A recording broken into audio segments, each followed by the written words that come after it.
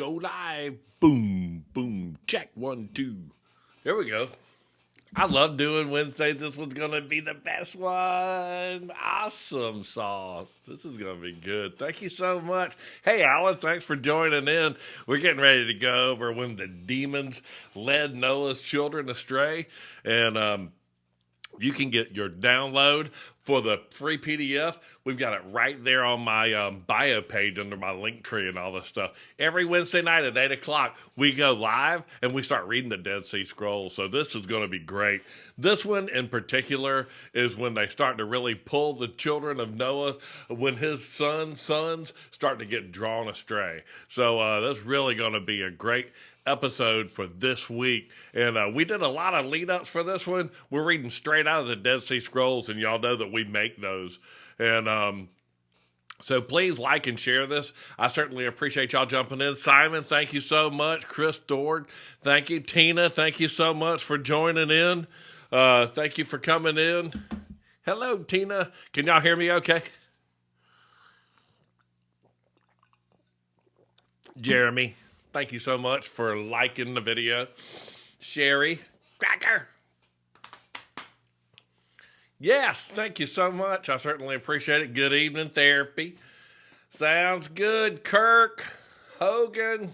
Sounds like Hulk Hogan. Oh, Hulk Hogan. Let's get the sons of Noah gets dragged off. And, oh, did anybody download? Daddy. Hey, Jamie. That's my daughter right there. Jamie Jameson. Hey, sweetheart. She's the best. She's the best. So sweet. She is. I can't wait to go over this lesson. I don't care. Just us right now. And thanks, Gianna. Jameson, thank you so much for liking the video. That is so cool. Tim, thank you so much. Loving the codex I got from you. Oh, you got one, Tim. So you done read through. Did you read chapter 10? Tim, that was just super awesome. This one chapter, between this one and the one, I think it's chapter 30, 31 or something, where the angel literally told Jacob, do not build this place. It's like, huh? What? We were making them today, buddy. We did. That's the codexes right there.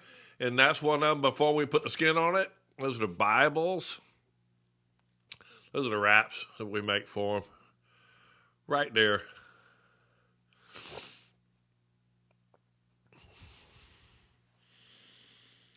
And we're also going to be reading about the Tower of Babel. That's really going to draw some interest in there. Thank you so much. I appreciate it, Guy, Mindy, Tommy. Thank you so much for joining. It's 8 o'clock. It's 8 o'clock. It's 8 o'clock somewhere. It's 8 o'clock Eastern, Wednesday. We've been doing this for we're going on 2 years. Going on. Hello from Southwest California. So, you know what, man? I'm so glad that y'all get to join, and it's like 5 o'clock over there for y'all. And I certainly appreciate that.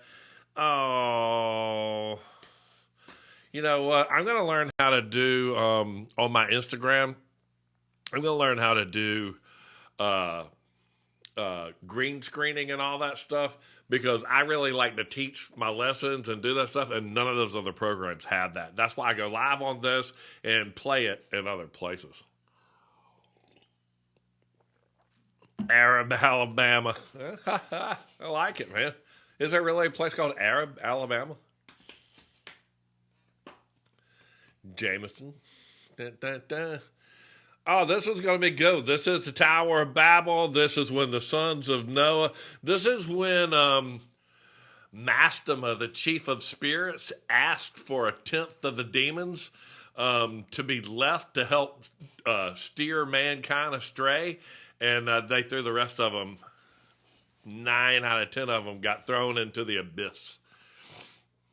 Arab. Was the Tower of Babel 1.5? No, it was actually, it says in the lesson, if you go download the lesson, It gives a measurement of how big the bricks are, and I've had the computer do the math, and it's about as tall as the Burj Khalifa. But I can see you.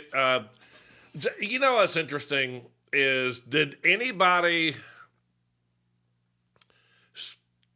learn that the Tower of Babel was blown over? Does anybody on here go, yeah, I remember reading the story and God came and blew the Tower of Babel over? Anybody taught that lesson like this guy, and then all of a sudden, was anybody taught that other than me? I was taught that. I was taught something happened to it. Yeah, I was taught that. I was taught that something happened to it, like something happened to it, like, nurse, you were not? I was taught something happened to it. I thought, I don't know what. I guess when I was sitting there watching the little felt things in kindergarten and all, I was always taught, I felt like God came and went, this is bad, and boom, and like the tower fell down or something like that. And they confused the people, but I just want to say that I always thought that the tower was torn down. It was crumbled. Yeah. Crumbled, fell down, all that stuff. Doesn't say that in the Bible. It says they quit building it and took off building it and left off building it and went to build the city. So I think that's what got me there. They left off building that, went to build the city. So you know what? I'll let you do that. I think I had a picture right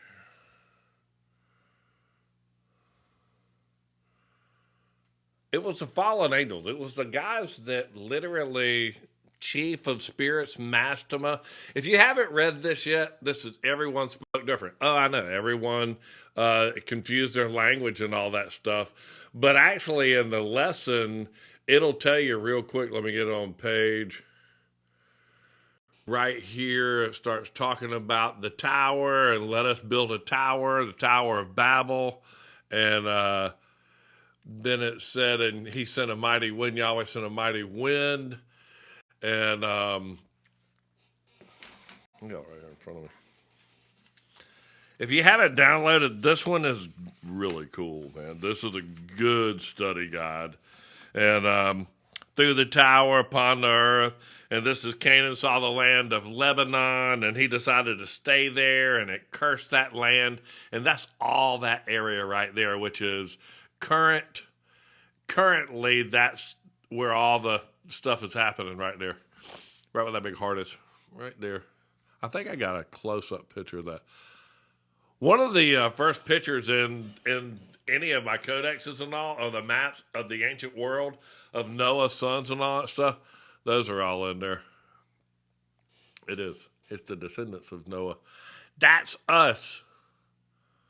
And what we're reading is, I do have a close-up of that map. Right there. That's Egypt. That's where Canaan stopped.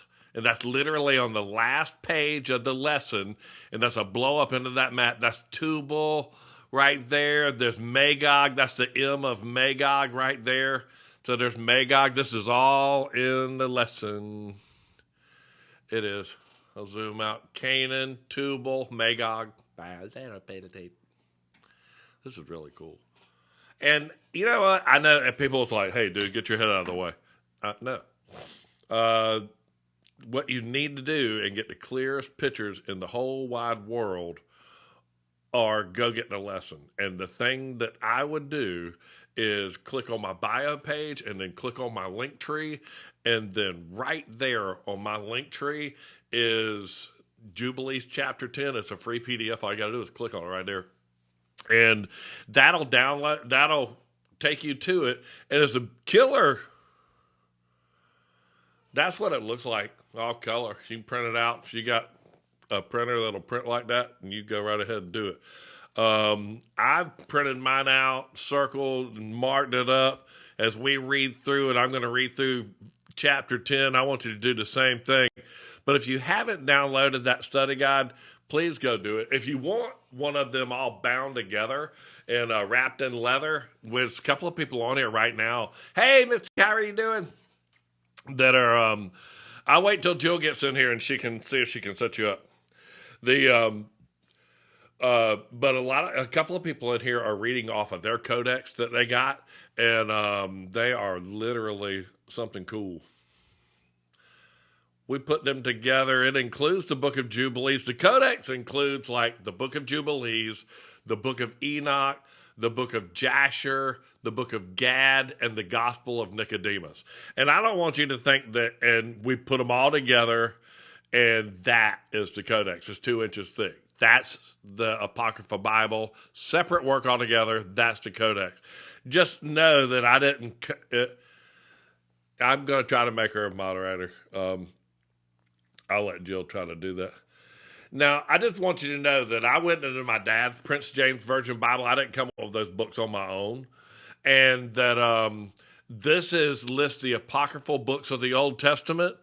And that's the reason that it says that the writings of the Old Testament, that the Book of Jubilees and the Book of Enoch should be considered. So that's why Jubilees and Enoch right there, they're to be enumerated on the apocryphal books of the Old Testament right there. That's why they're the first two. And then it's the old Prince James Version Bible. Then the second thing that it does is it lists the New Testament Apocrypha, and that's what happens when you put a Post-it note in there. I put a Post-it note, and it literally peeled the letters off of my Bible. But right there is Nicodemus and the descent into the underworld, and that's Christ's descent into the underworld. Oh, and that's what that is right there. The Gospel of Nicodemus, Christ's descent into the underworld. That's super cool. Misty, we'll try to get that. I'm not multifunctional, and trying to find your name with the logos and what have you was difficult for us. But I do need good people. I get praised for my moderators all the time because y'all work double time in the background, and I appreciate y'all answering questions because I get asked a lot of the same questions, and I thank you so much. I certainly appreciate it. I love taking this stuff and finding it and printing it. Me and my son, and we make those old Bibles and the Codex, which is the Dead Sea Scrolls, and they're not crap, man. I mean the Dead Sea Scrolls, the Book of Jubilees we're going to be reading out of, that was the 6th most popular Dead Sea Scroll found. I mean, like some of the most academically studied and globally respected manuscripts on the planet. And that's why, Enoch right there, number 9, they're all in the top 10. Enoch and Jubilees. That's why they're right there. The number 1 and number 2. Boom, boom. Can you just hold down on her name maybe and do it? Yeah, let me see if I can figure out how to. Is that right there. Yeah. Hold on. Do the little dots maybe. Add moderator. Okay. Okay. All right, we got a new moderator in the group. So better watch out. You. She will. I love my Codex. You know what they are? Did you see where we cried, or did you see any cut blood marks or anything like that? Because I got a stack of them things going on right now, dude. I tell you what, we sure do. I appreciate every one of y'all. That Book of Jubilees is what starts it right out, and that's the cover of it. But what did I have? That's the difference. That's the Codex right there. Those are getting leather put on them. That's the Apocrypha Bible, whole separate work, 2 inches thick of paper right there. You can see them. They're all gathered. That's all wrapped in leather. And it's the perfect match between a hardcover and a soft cover. It's a 2mm vegetable tan leather. It's got a big old ribbon to keep your place with it. People love them. I get good comments. People that get them, every piece of it has been hand bound and put together. So We love you. AJ Berg, how you doing, man? Good to see you again. I love you. You know, you are so committed to your lives. I certainly appreciate it. What do y'all think would be a good name for the next book that we're going to come up with? That it's going to be the War Scroll, the War Scroll, the Melchizedek Scroll. I may put the Gospel of Mary Magdalene in there, even though it was not a Dead Sea Scroll. It was found along the banks of a river in Egypt, as the Dead Sea Scrolls were. And it makes me think that, you know, Mary Magdalene and Mary and John all split and went somewhere safe. And, I don't know, they found the book of Mary Magdalene along the edge of the river in Egypt.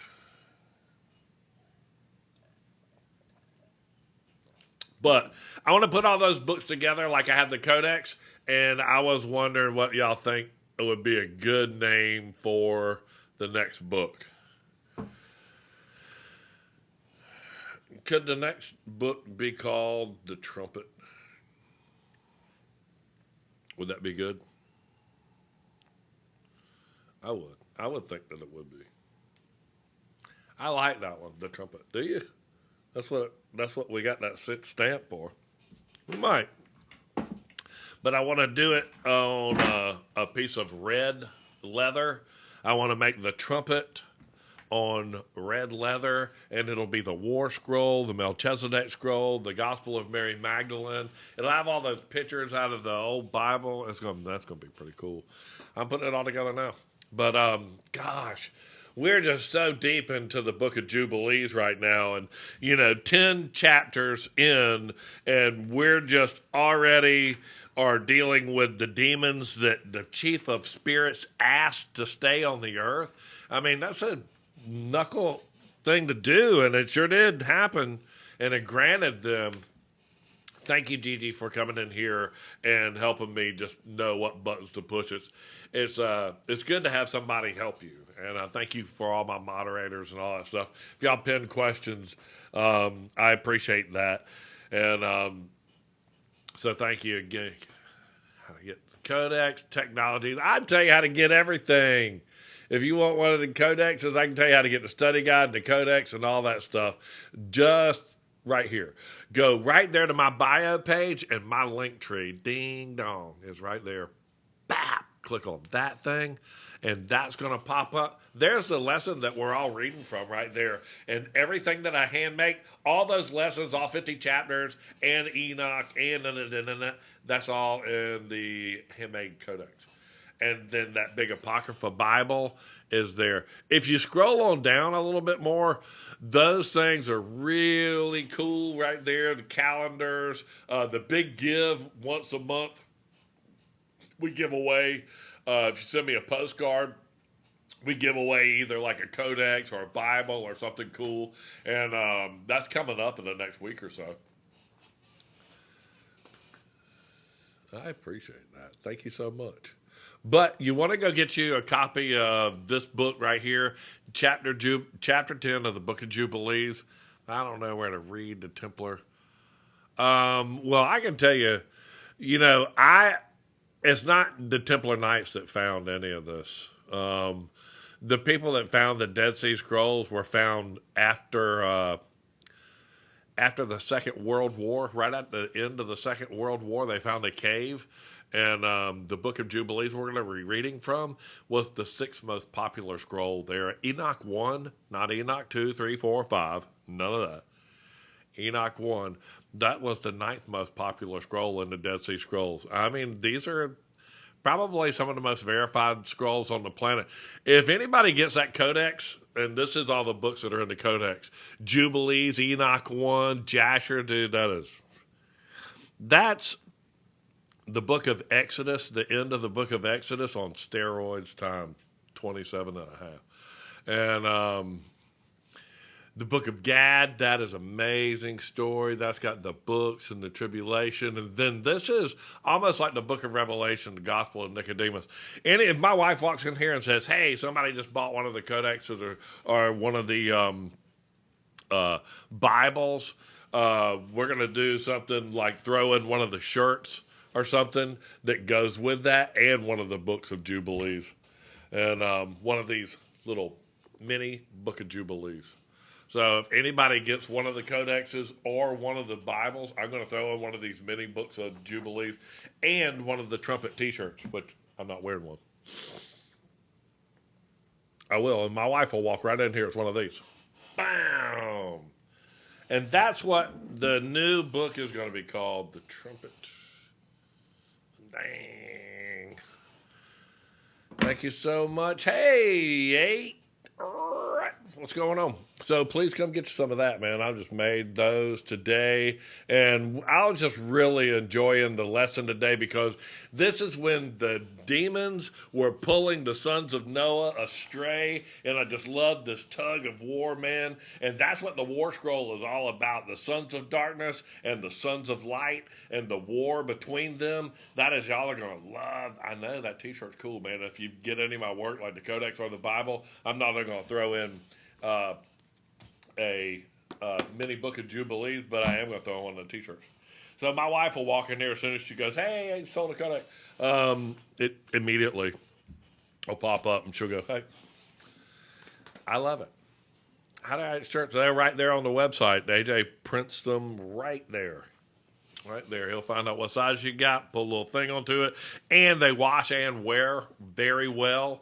I just can't rush the process with laundry. But I have to wear a black shirt, definitely, and I print them on black. And like I said, AJ, he designed all that. It's just amazing what he does. Stamps them on everything. The sons of light and the sons of darkness, man, when the chief of Mastema, when he asked for 10% of the demons to stay there, that's all in the lesson. If you haven't downloaded the lesson today, this is one you really should download and read, because this is when the chief of the spirits asked for 10% of the demons to help lead men astray, Mastema. And literally the next thing they do is go and try to build the tower. They built the Tower of Babel. And it's like God said, man, there's nothing these people can't do. And so they confused their language, and the wind knocked over the tower. And yeah, do you like that? Psalms 2, the trumpet, name of the book. I think we're going to do red leather and stamp that right there on it, the trumpet. And then the last trump, the trumpet will sound. This is the last time that Trump is going to be around and the trumpet will sound. Ooh. And we will be changed. I think reading the War Scroll and all that stuff is something you definitely should want to read, man. And, you know, the way it's presented, I don't have an example to put on the screen, but the way it's presented right now, the War Scroll and the Melchizedek Scroll is very chopped up and broken words. And literally, I mean, it's almost like they were trying to confuse people the way they wrote it. They just, halfway through a sentence, they would make it like another verse, and they put a number, and it's like, God, man, if you just cut all the bull crap out of it, it actually reads okay. I think they just did that to go, hey, you know, ... speech, and then, you know, it's a daggone, the sentence doesn't need to break right in the middle of the sentence. I mean, it's like the dog ran down the street. It's like the dog ran down the street. Mystery.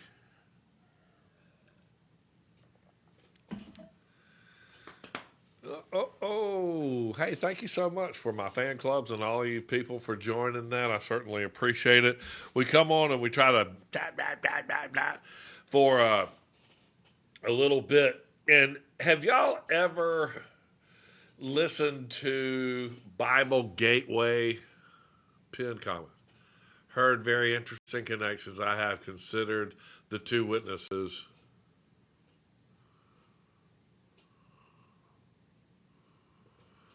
You know, I'll pin it again. when it's more than one sentence, I gotta touch the little button and see how big my fingers are. Actually, my ring I wear a size 13 ring, and you can put a quarter right through the middle of that. So, me trying to touch that, it's crazy. Heard very interesting connections. Have you considered the two witnesses being Elisha and John? Well, I have considered the two witnesses being Elisha and John is the faithful witness.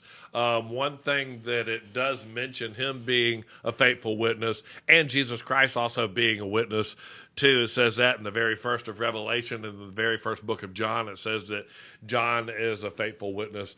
But one thing that I thought that was really cool is in the book of Gad, it talks about the two witnesses, and it is Elijah and Enoch, and they were taken up alive specifically so that they could fight the Antichrist in the end days, and it's the book of Gad that tells you that. And it says that we are to be slain by the Antichrist and left dead in the streets for 3.5 days, and then we are taken up alive. And that's why it says who the two witnesses were. And that's when the graves were open. That's when the fifth seal was, and the graves were open, and the rocks did rent, and the graves were open, and the bodies of many saints which slept arose. And some people think it's John. No, I think that it's the two witnesses are the two witnesses are Enoch and Elisha. Because the chapter in the book of Gad called the two witnesses tells why they were taken up alive. Enoch was taken up, and Enoch was taken up alive. And it was so that they could fight the Antichrist in the last days and be killed by him. So we're going to get killed by the Antichrist and left dead in the street, and then we get taken up into heaven alive. So, you know what, though? Even when you read the Bible like word for word, sometimes it's sort of critical. The language. They never tasted death. That's right. A lot of people have gotten the Codex and went literally straight to that book of Gad and started reading it. And I read it all the time, man. I love that. But I also read some of the. I listen to the Bible, and where I was going, I listen to the Bible all the time while I'm making Bibles. I know that sounds so corny, but I literally do love listening to the Bible. And have you ever listened to a guy named Max McLean on Bible Gateway? Just anybody. If I hear one person say, "Yeah, me and you," then you know. Anybody ever heard of I'm ignorant to the book of Jubilee? How does it benefit me in today's time? It's basically a more informed book of Genesis. It has a perfect calendar in it. And, I find it odd that it's the only book written that says, oh, Jack, hang on a second. I want to know if you've seen Max McLean. It's the only book written that says that it was written by God and given to Moses to teach people with. Now, it definitely says in the first 5 books of the Bible that Moses wrote the first 5 books of the Bible, but the book of Jubilee says God wrote it and gave it to Moses to teach people with. Max was the first reader of the audio Bible I listened to. I love it! I love that. Is your love for the Bible that you help lead so many people? I love the fact that, and it's not something that I want to harbor for myself. I want you to take any book of the Bible that you want to. Like, you should take Zephaniah, Zephaniah. Zephaniah. It's got 3 books. It's sort of small. You can copy it, paste it really quick. And it is a trip. And if you've listened to Max McLean read Zephaniah, listen to this. Tell me if y'all can hear this. hand. For the Lord hath prepared a sacrifice. He hath bid his guests. And it shall come to pass in the day of the Lord's sacrifice, that I will punish the princes and the king's children, and all such as are clothed with strange apparel. In the same day also will I punish all those that leap on the threshold. Can y'all which hear that? fill Daily their masters' inspiration. Hey, houses son. with violence and deceit.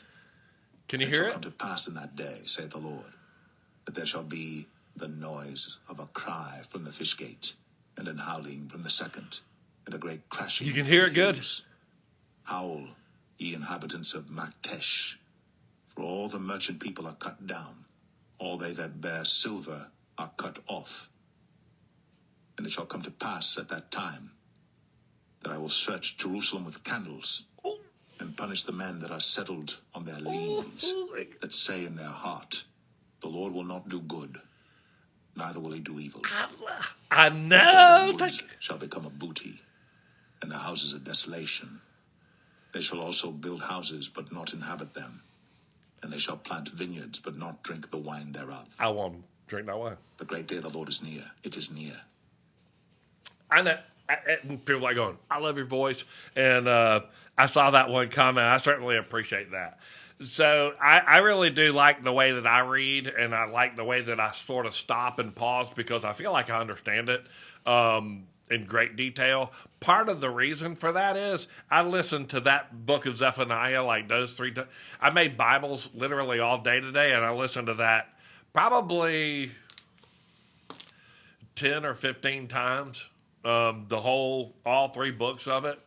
And, dude, that is such a cool story, man. I mean, he's talking about, dude, I'm coming there and drop some fire on y'all. It's over. You suck. Blah, blah, blah. You've been saying this. Done with you. No. Sorry. I was going to make a desert out of that place. You're done. Done told y'all. Fire from heaven.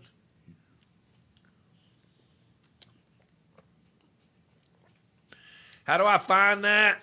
Bible Gateway is an app, and I know that it's. I think that piece of it that I'm listening to is free because I know I didn't pay for it on my iPad.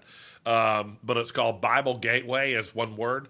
And when you go to the audio Bible part of any part of it, it sounds so good. And hasteth And greatly. when you go to the Even Bible voice of part the of it Lord, and click on the the speaker, mighty man it'll shall say, cry there bitterly.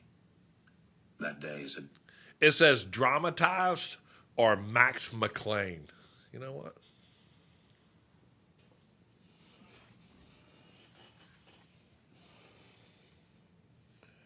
See right there?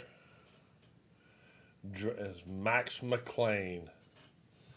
Dude is a bad wagon. I love that. Just love it.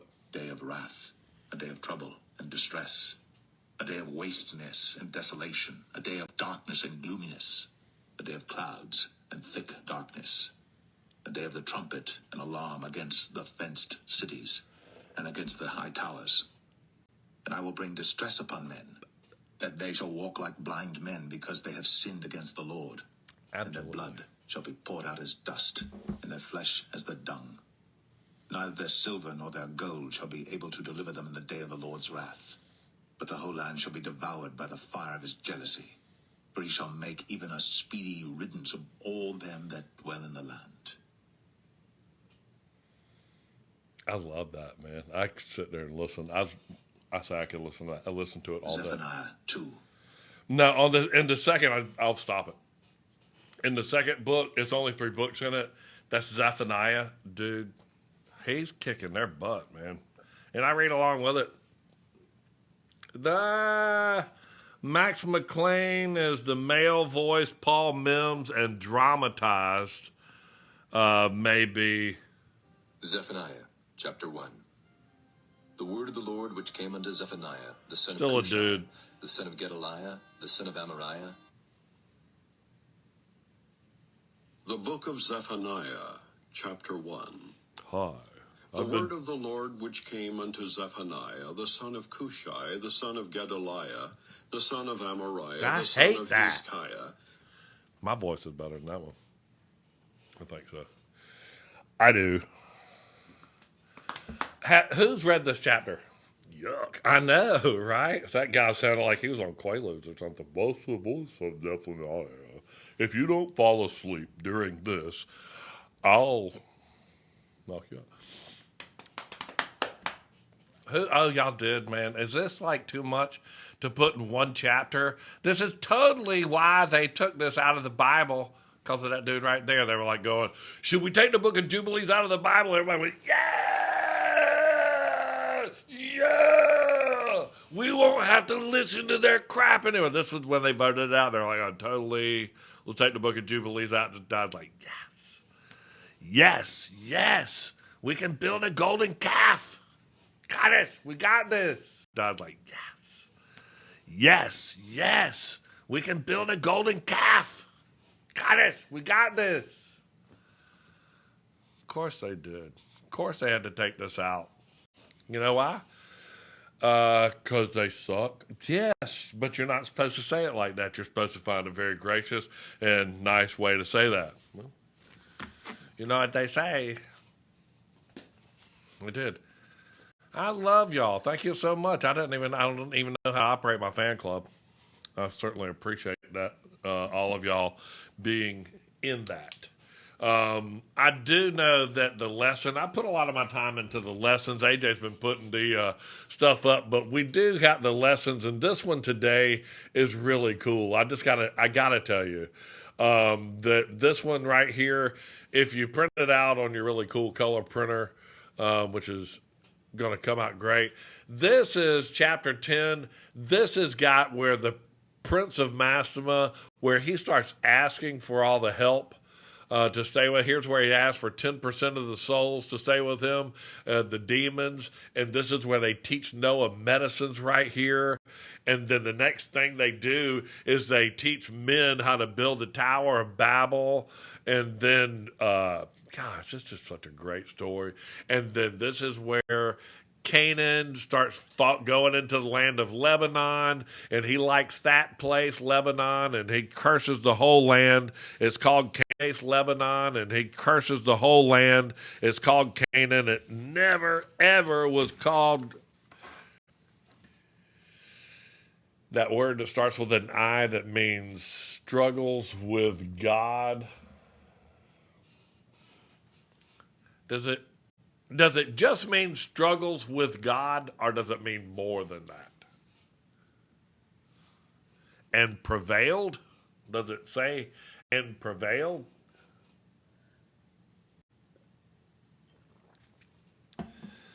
There is an old video that says that gopherwood comes from Georgia, but the word gopherwood, I looked it up after I made this comment on last week's video, because somebody asked the same thing. I get gopherwood all the time. And what gopherwood means is shaped cypress or smelly cypress. And when they put it on, it says to put pitch on it within and without. And it was smelly cypress. And, you know, when you get into the wood bogged or wormwood, it definitely smells like crap. It's a smelly cypress, but the cypress that they're talking about comes out of the cypress trees of Lebanon, that whole area. And when they meant smelly, it was because it had pitch, and it was that creosote type pitch that they put onto it to waterproof it. That's what it meant. And what should I print out? You should print this whole lesson out right here.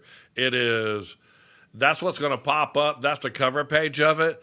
And then this is like page 1, 2, 3, 4, 5. That's all going to be right there. And if you want to print that out, go to my bio page, click on that Ezekiel 33:3, and then click on that link tree right there, that link tree. And then that pops up. That's today's lesson. That's chapter 10 of the Book of Jubilees, Dead Sea Scrolls, and that's free for you to print out, everything that I just showed you. If you want me to print them all out for you and bind them together and wrap them in leather, bap, right there. Click on that button right there. It'll take you right there to it. And then a lot of my other work, long length stuff, recaps of all this, live studies and all that stuff are all right there on that one. Also, too, we give away once a month. We give away, just send me a postcard and to register for it for free. And right there. And any of this other stuff right here is really cool for you to click on to the Jubilee calendar. All of these things are great. Again, that lesson is chapter 10. It's right there, and it's just a really great lesson and cool. So, includes some great pictures. These are all from the 1600s, and I'll put that in everything that we do. So, but this is going to be straight out of the Book of Jubilees. And the Book of Jubilees, one thing about the Book of Jubilees, it is the sixth most popular Dead Sea Scroll. And that's what we put into our codex. This is the codex. And those are the coolest 5 books that are cooking right now. We literally are printing those day in and day out, making the codexes really, thank you, Jesus. Anybody that buys one, I'm going to throw in one of the mini books of Jubilees, this is really cool, Book of Jubilees. And everything that we make is bound and hand bound. And you can see right there, see how that's tied? It's cut and tied. So that way you can't tear the book apart. You can open it up, but you can't tear the book apart. Each page is bound. Even the book, the codex, and the big Bibles are all done like that. So, you can take this thing and open it as wide as you want to, and it's just, you're not going to have a problem bending it. One of the additions that we put into this Bible was 50 new pictures, and they're all just, this is amazing work right here, is 50 pictures into the middle of this Bible. It's just amazing. But I'm not going to sit there and flip through every piece of that. Those are really cool. That's the 1582. It's a 1582 Dewey and Rain Bible. And then what we do is we monogram each one of them. So if you order one, I'm going to give you one of these and throw it in, and one of the T-shirts right there. And she'll walk right in here and go, hey, so-and-so just one, and I'll get the size of your T-shirt, and I'll throw all that stuff into the mail. I sure will. All right. It's 8:42. She's like, you better start reading right now. That's what I was doing all day long. That's that big Bible, and that's the Codex. And that's just 2 inches of love right there. So that's a whole separate thing. Codex. And that's just 2 inches of love right there. So that's a whole separate thing. I get it. All these maps, I'm getting to the lesson. All these maps are in the lesson. Canaan, that's current Israel right now, right there. That's what its original name was, and that's what we're going to be studying about today is the descendants of Noah and how they got led astray by those dudes right there, the fallen angels, and that's going to start right there. Has everybody gotten the lesson? The Codex is the Codex in the Bible? No, it's not. It's a separate work. The Bible that we print by itself is almost 5 inches thick, and it weighs right at 12 pounds. It's printed on parchment paper, and the Codex is a completely separate work, and it's 5 other books that are, it's 2 inches thick. It would be too heavy for you to carry around if you print them all. But the reason that we put those 5 extra works in the Codex, we put the Book of Jubilees, the Book of Enoch, the Book of Jasher, the Book of Gad, and the Gospel of Nicodemus. I got all of them right here. Those are the top 10 recovered Dead Sea Scrolls. That's why Jubilees and Enoch, that's why they're the first 2 right there, Jubilees and Enoch. Those are some of the most academically respected and studied documents on the planet. Book of Jubilees, right there. That's what we're reading tonight. Hey, and stop it. You act like I abuse you. Talking about like devil and the Apocrypha and all this crap. You come in here. Did you do a book before you come in here? Will you show one of your, can I get you a codex that you can show so you can show them real quick? A 30-second preview is all. Yeah. A couple people are asking about it. Where is it? I'll get it for you.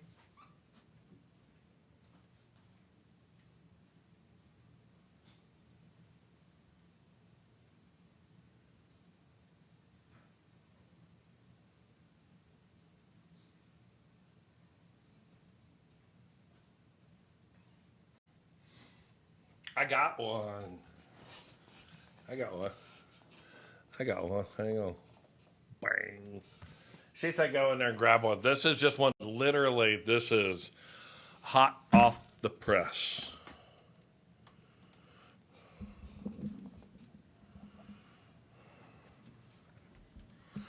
See right there? See how each one of them, you can see it tied?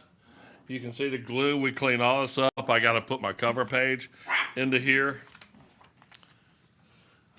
Let's see if you can see it. Each one of them, that's that cover page that opens up right there. Tells you all about it. Family registry into the front of it. The childbirth, important happenings. The family tree for the husband. And then this is the codex. The family tree for the wife. I think that this is really important. That's why I put it in front of her. And then wife. I think that this is really important. That's why I put it in front of her. And then parchment separators, and it goes right into the book of Jubilees. We're reading in chapter 10, right here. Tower of Babel. There it is. There's all the pictures, the watchers. Every one of the pages has pictures on it. You can just tell. These are all the lessons from last week. Every page is going to be, look, I'm full of pictures. That's how I do everything. Size 12 font. Here's one thing I really want to point out. Make sure you can read this. The very first thing that it says, Yahweh spoke to Moses saying, come up to me on the mountain, and I will give you 2 tables of stone of the Torah and of the commandment, which I have written that you may teach them. So I had this turned down, but let me show you real quick. It goes through each one of the books. They're all separated. You can see Enoch, the book of Jasher, the book of Gad. And then what was I going to tell y'all? Somebody was asking about the 2 witnesses.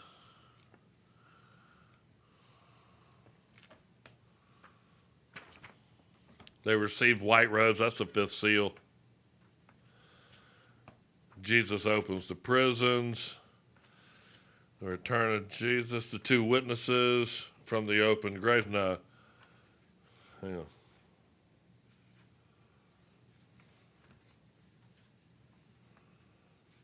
Begging for the body of Christ.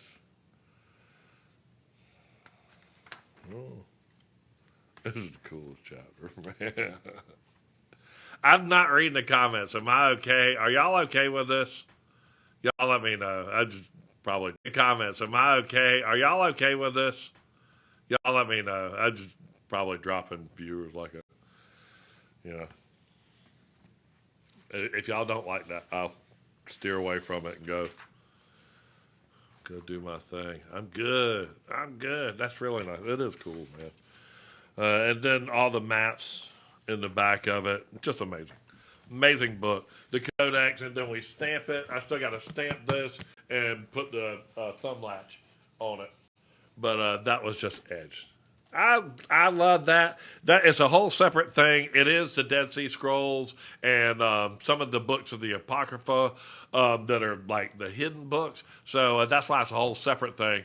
I totally doesn't include the War Scroll, which we're going to do as a whole nother separate work. So people go, why don't you include that in the Bible? And I'm like, because it would be 7 inches thick and weigh almost 17 pounds. And that still doesn't include the War Scroll, the Melchizedek Scroll, the Book of Mary Magdalene, which that's pretty cool too. I'm not a judge. I say that all the time. I'm definitely not a judge. I'm not anybody's judge. I love my codex and my husband loves it. Thank you so much. Bless Michelle. I certainly appreciate that. All right. My wife said, you better read. You better go read your lesson, mister. Read your lesson. I'll go real quick and just tell you, if you haven't downloaded the lesson, please go click on my bio page, click on my link tree right there. It'll be that free printout PDF right there, and it'll pop right up, and it's chapter 10 of the book of Jubilees, when the demons led the sons of Noah astray. And that's exactly what they're going to do on page 1. And I'm going to read it to you, and I'm going to put my head right in front of that picture so that y'all can keep up. And I'll put my head right over here. And then I'll read, and y'all can read right along with me. And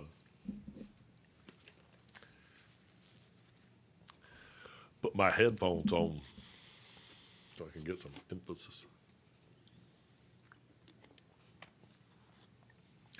A lot of people are starting to open their eyes and read these scriptures and starting to see that, you know, there's nowhere in here does it tell you to go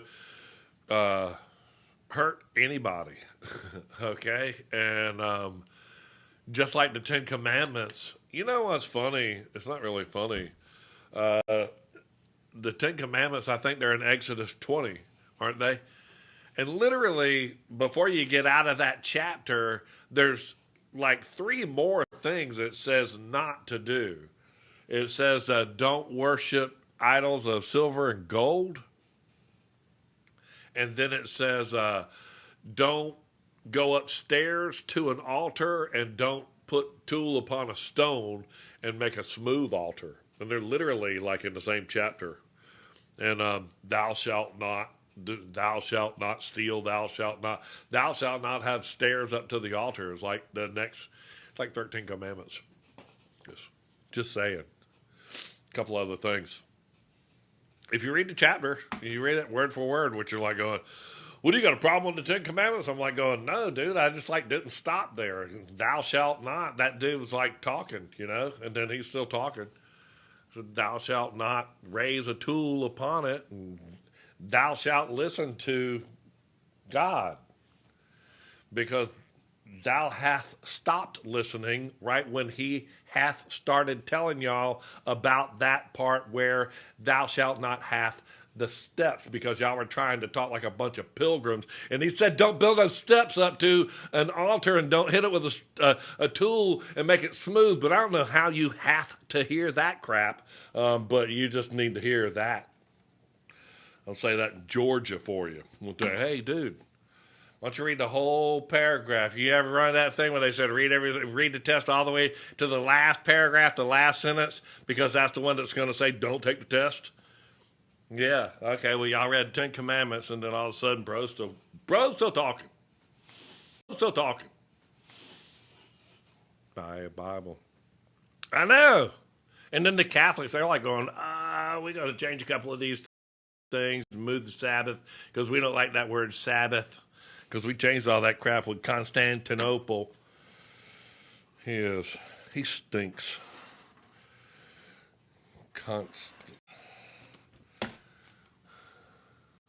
You know what? I'll tell you real quick. If you go to my bio page and click on that, and you want the lesson, click on the link tree right there. And if you click on the link tree, that's the lesson for the link tree, and that's where the Bible is and the codex that I hand make. Click, bow. I bet if you just touch that whole thing, it goes right there to it. But that one's going to go to the lesson that my wife said, you better start reading that. You better start reading.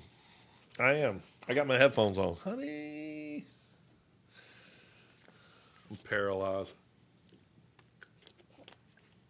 I've got like ADD and OCD and DDD and GC, and I got a lot of initials.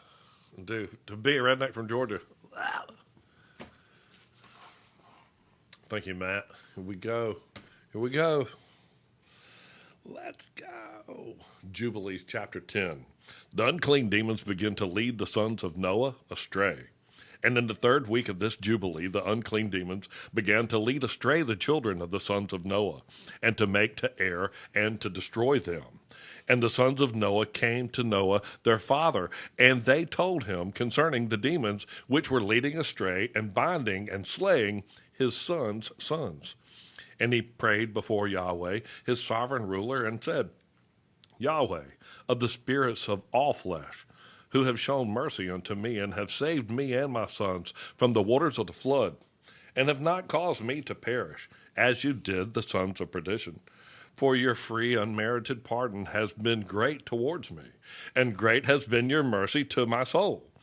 Let your free and unmerited pardon be lifted upon my sons, and let not the wicked spirits rule over them, lest they should destroy them from the earth. But do you bless me and my sons, that we may increase and multiply and replenish the earth? And you know how your watchers, the fathers of these spirits, acted in my day.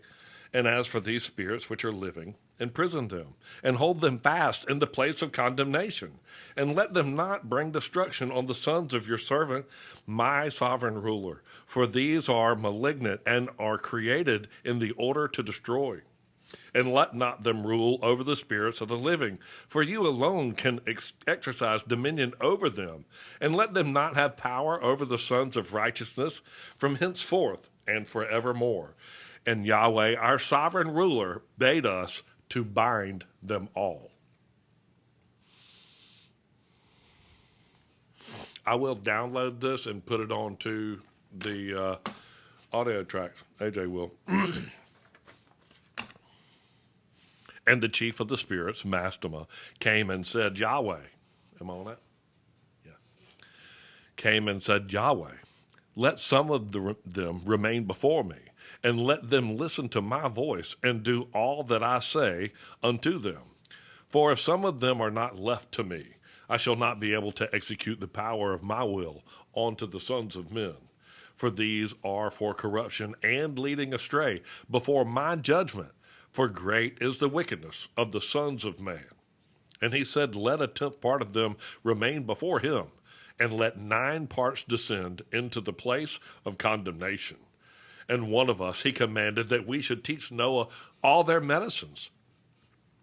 And for he knew that they would not walk in uprightness, and not strive in righteousness. And we did according to all his words. All the malignant evil ones we bound in the place of condemnation. And a tenth part of them we left, that they might be subject before Satan on the earth. And we explained to Noah all of the medicines of their diseases, together with their seductions, how they may heal them with the herbs of the earth. And Noah wrote down all things in a book, as we instructed him concerning every kind of medicine. This the evil spirits were precluded from hurting the sons of Noah. Thus the evil spirits were precluded from hurting the sons of Noah.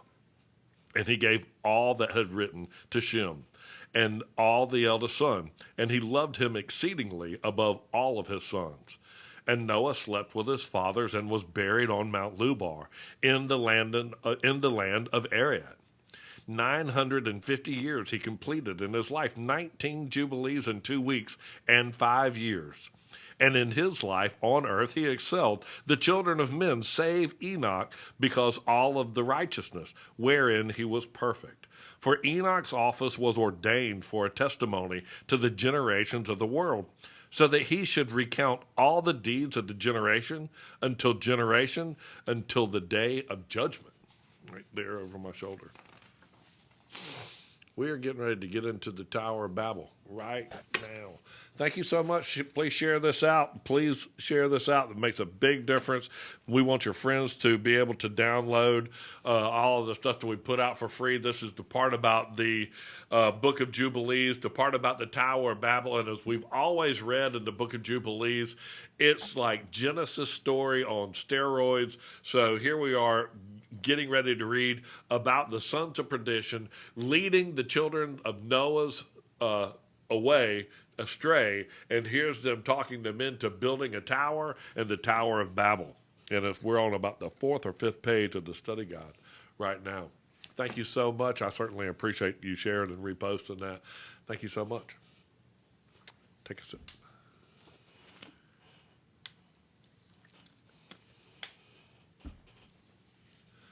Oh, you know what? It is going to come up, and it's going to pop up where a little thing, probably right in the middle of me reading this. And in the 3 and 13th Jubilee, in the first year, in the 2nd week, Peleg took to himself a wife who's this. And in the 3 and 13th Jubilee, In the first year, in the second week, Peleg took to himself a wife whose name was the year of this week, he called his name Ru.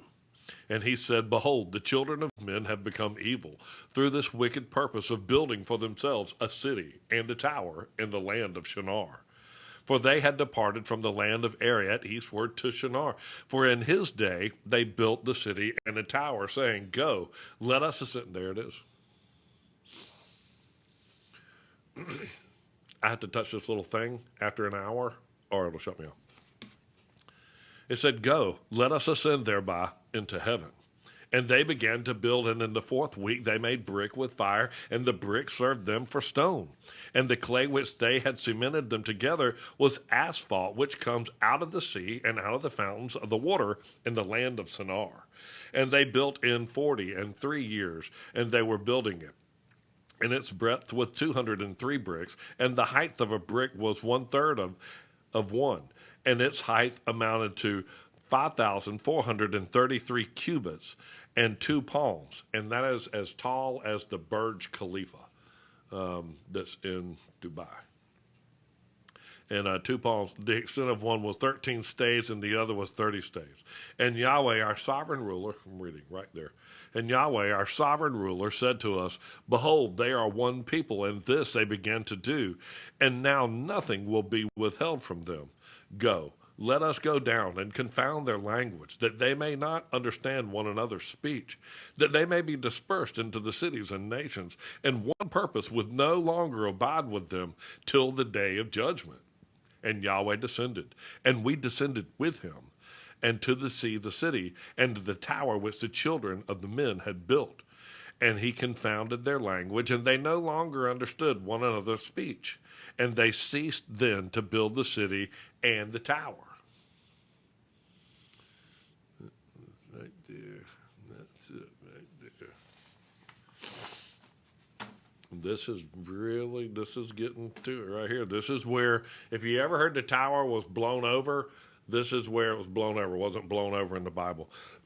And for this reason, right there at the top, and for this reason, the whole land of Shinar is called Babel, because Yahweh did there confound all the language of the children of men. And from thence they were dispersed into their cities, each according to his language and his nation. And Yahweh sent a mighty wind against the tower and overthrew it upon the earth. And behold, it was between Ashur and Babylon in the land of Shinar, and they called its name Overthrow. And in the fourth week, in the first year, in the beginning thereof, in the 4th and 13th Jubilee, were they dispersed into the land of Shinar. And Ham and his sons went into the land which he was to occupy, which he acquired as his portion in the land of the south.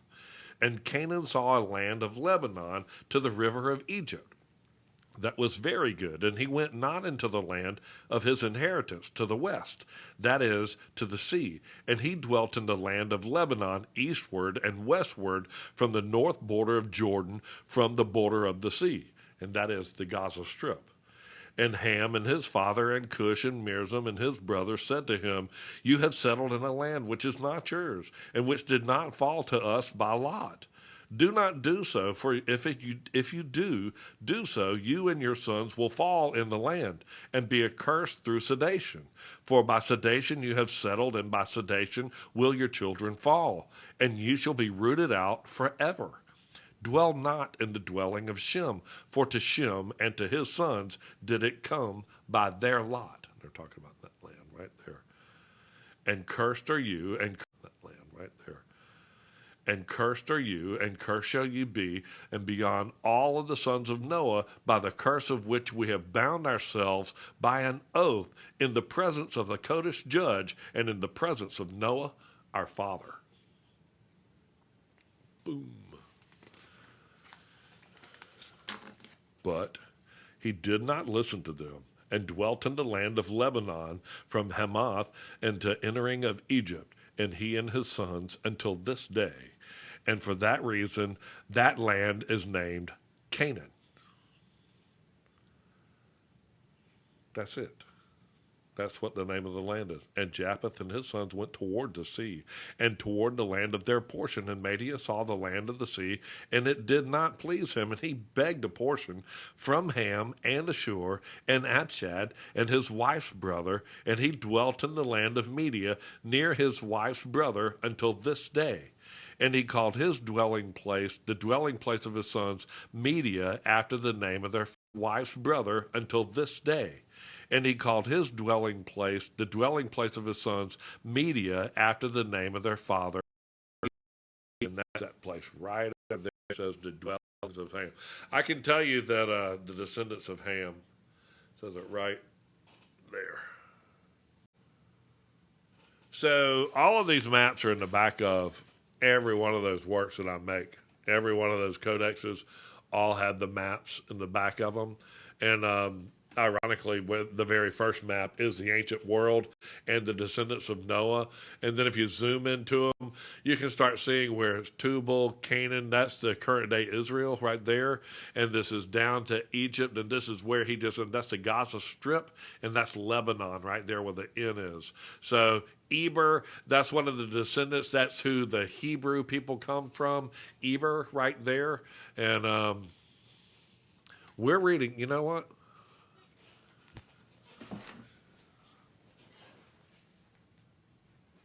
There's the Tower of Babel right there. And then these are the sons of Noah. You can see right there. There's the great flood. And there's the three sons of Noah right there. And there's Eber. We were just looking at that map. There's Eber. And that's the beginning of the Hebrew people.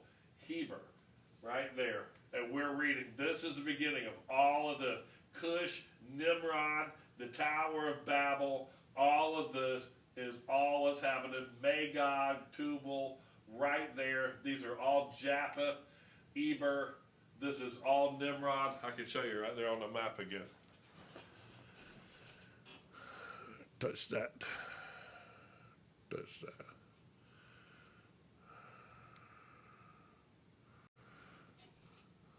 That's Japheth's son, Tubal. And then that's Japheth's stuff right there. That's where Canaan stopped. And then this is Mirzum. And this is the land of Ham. This is where he was. Philistines.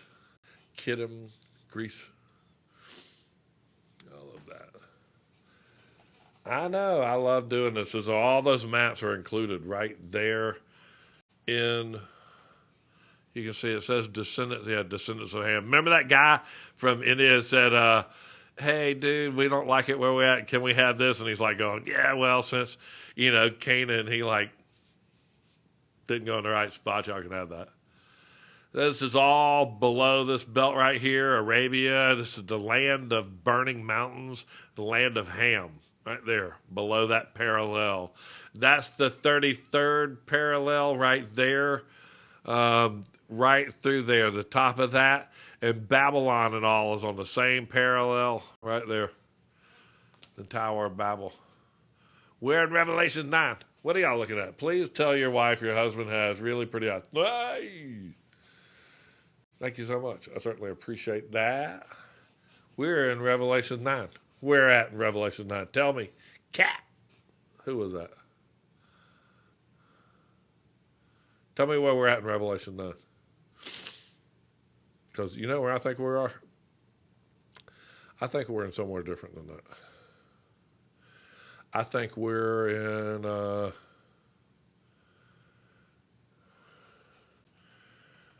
I think these are the 7 seals, and I think we're right there. Right after the 6th seal. That's what I think. A lot of people say we're in the little season. And 7 seals, there they are. People go, we're in the little season. And you're like, oh, man, that crap must last forever.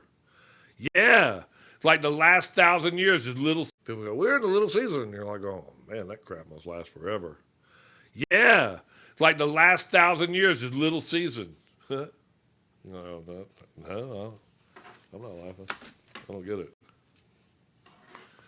But But I mean, all this crap, it's got to be Satan, and he's out for a little season. You're like, no, and so are the rest of the dead that yet live again. That's the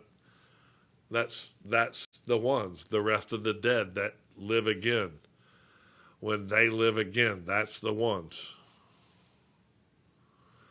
That's the ones we're having problems with right now. We're having problems with the rest of the dead. What? Bam. They are. That's when he's released for a little season. It says it right there. He's released for a little season. After the 1,000 years are finished, he was crucified in 33 AD, resurrected, and after the 1,000 years are finished, he is released for a little season, and the rest of the dead yet live again 1,000 years later. Ding dong, no, which is dead.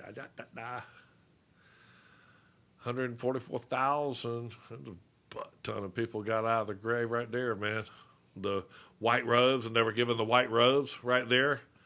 And that's Revelation chapter 20, when the beheaded witnesses of Christ, he that ascended is he first both that descended into the lower parts of the earth. Steve, thank you so much for all of y'all's moderating. I get a lot of people, and they're like going, the fifth seal, the souls under the altar, man, those are the beheaded witnesses of Christ. Ah, ha, ha. It even says it again. And the souls of them that were slain for the word of God. John the Baptist. That's Revelation chapter 20 for sure. And after that, the next seal, that's the fifth seal. That's when the beheaded witnesses of Christ, that's Revelation chapter 20, verse 4. And then the next one, this was when the rest of that's when the beheaded witnesses of Christ, that's Revelation chapter 20, verse 4. And then the next one, this was when the rest of the dead live again. This is when the rest of the dead yet live again right there, the sixth seal. There was an earthquake. And look at this crap right here, man. 1,033, it was a daggum earthquake. 1,033. There was an earthquake, and after the 1,000 years, the rest of the dead yet live again. Well, there they are. And there was an earthquake, the sixth seal, and the crap crawled out of the graves. The rest of the dead. And that is those dudes. But a lot of people go, hey, man, he's going to come back and reign with us for 1,000 years. There's so many people in the room right now that have read that scripture with me, and they go, and the rocks did rent. That's right, dude. And the rest of the graves did open, and the bodies of many saints which slept arose and went into the holy city and were seen by many. Literally dined with them for days, man. And they talked with the saints that came out of the graves, and they were seen by many, and they visited with them and told them the truth and what was happening. And I get like I was listening to the book of Acts today. I listened to the book of Acts 5 through 10. I probably listened to that maybe 5 or 6 times. And, it says right after they stoned Stephen, what happened to Stephen? What does it say happened to Stephen right after they stoned him? What did it say Stephen did? Like, I want somebody else to look it up. I like people to care. Because it's literally us learning this together. I think that if you search it up, man. Well, I know, and that's why I say I want you to, like, what happened to Stephen right after? I want you to ask the computer, where would I find that in the Bible? And then go look it up in the Bible, because never trust a computer. But use it to tell you what direction to go. Look, please tell me they went. Then I've been begging for the answer. But please tell me where they went then. I've been begging for the answer. Who, the rest of the dead?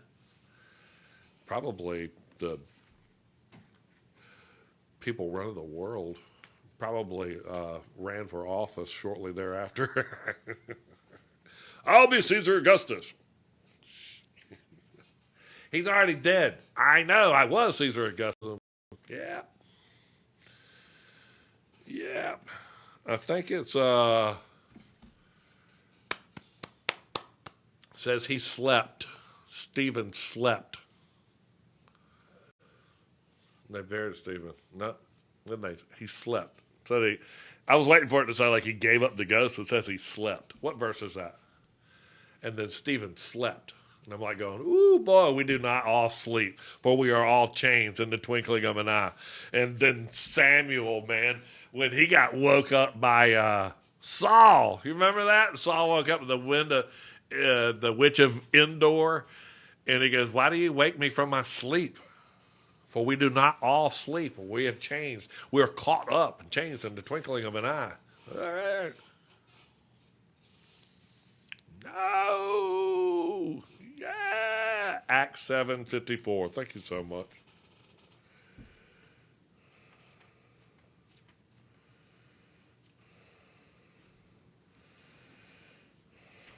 I'll read it.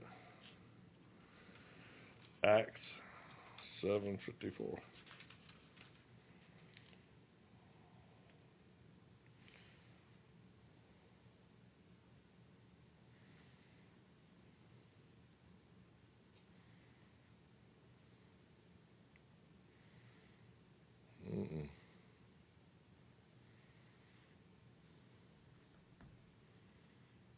Yeah, it's 7:60, and he kneeled down and cried with a loud. Yeah, it's 7:60, and he kneeled down and cried with a loud voice. It's 7:60, and he kneeled down and cried with a loud voice. He had said this, he fell asleep. What? That is Acts 7:60. He fell asleep. After they stoned him to the point of no return, he fell asleep. For we do not all sleep, for we are changed in the twinkling of an eye. Bam! Samuel, why do we all, for we do not all sleep? Why did you wake me from my slumber? We do not all rest. The rest of the dead yet live again. Those dudes that get out of the grave. I'll keep answering these. It's very important for me to keep going. Jay Berg, yes ma'am, in time. Jay Berg, he's got, I think Jay Berg has, don't you? You got the very first prototype of the Codex, man. It's got like the marks when we first centered up the logos and all that stuff, man. You got the very first one. The rest of the dead still roaming, I bet. It didn't say they got dead and hey, they're going to live to be 75 years old and then die. It says the rest of the dead yet live again. And so I would imagine they're alive around during what is called the second death. And that 1,000-year period is called the second death. He that is affected by the first resurrection is not affected by the second death. So, Gigi, I know you.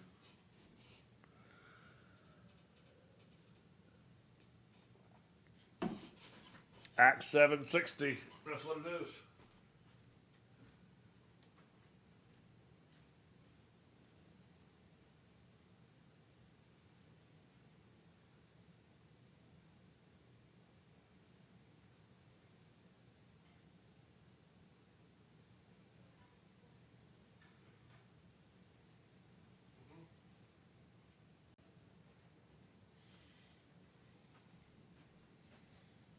Thank you so much. I didn't want to ask my wife to go get me any coffee. Somehow I got lost. I did. It was me. I went and got a cup of coffee because I just literally had to. Can somebody help me? But I've been asking for years, the dead walking. What part of it do you want me to go through? Revelation 20. Revelation 20, right there.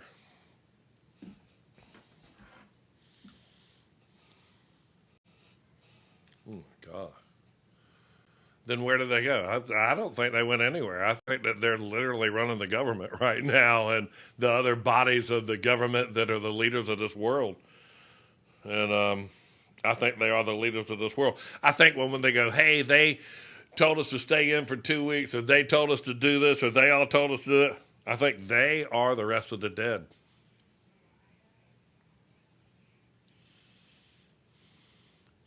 I think they're the rest of the dead. I think all the bad people, the bad guys, are the rest of the dead. And I think some of the most illustrious bad guys are the demons that are here to deceive us.